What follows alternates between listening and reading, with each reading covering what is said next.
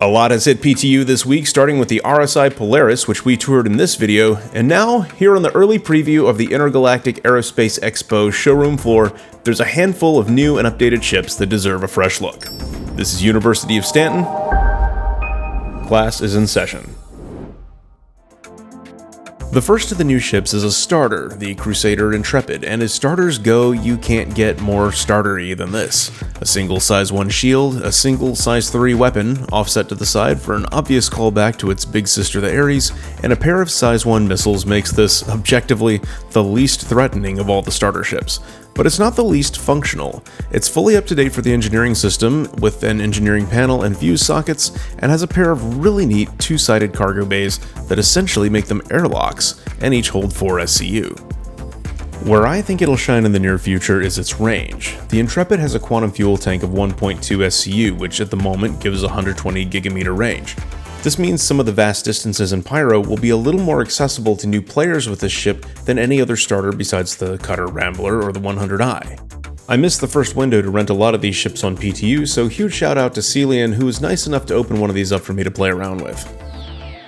The next, which was teased at CitizenCon, is an updated and repurposed Terrapin carrying a medical bay in a frame both more compact and more resilient than the Cutlass Red, with double the shields and more than 5 times the hull hit points. It won't exactly punch its way out of anything, but it can take the hits it needs to get to safety. This has come alongside an upgrade to the Terrapin base version as well, bringing them up to gold, platinum, engineering ready. I don't know what they're calling it at this point, not designed in 2016. We'll go with that and give a nod to the fact that some older ships are getting reworks. Which brings us to the new Anvil Hornets, the Mark II versions of the Ghost and Tracker. Comparing them to their predecessors, the base stats aren't all that different, the same speeds and maneuvering.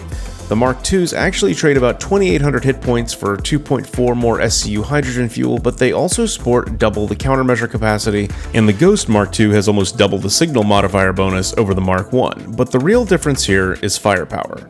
All the Mark II variants lose some missile capacity but gain size 4 guns on their wings rather than size 3, allowing them to triple up with the specialty top mount that also allows for a size 4. There's also a second size 1 power plant slot to help fill the power gap of this increase. However, there's also rumor that the F7A Mark II turrets, which allow for a pair of size 3s on both the top and nose, are usable on these ships as well. And the missile racks they do have happen to be MSD 341s, allowing them to carry size 1 task forces or pioneers, which are actually a leg up on the F7A's bespoke size 2 mounts. How this plays out in the wild remains to be seen, but unless we get another sale of the F7A Mark II, my money is on the Ghost Mark II to become a quick favorite, since there's no major difference between radars yet, and maybe I'm blind, but I don't see anything on the roadmap about data link or a special radar rework to give the tracker some kind of purpose.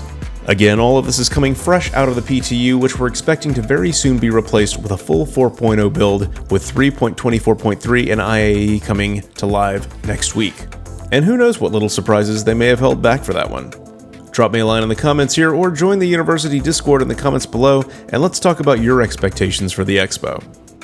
Thanks once again to our awesome YouTube and Patreon members who help keep the channel going, and to all of you for watching, liking, and subscribing.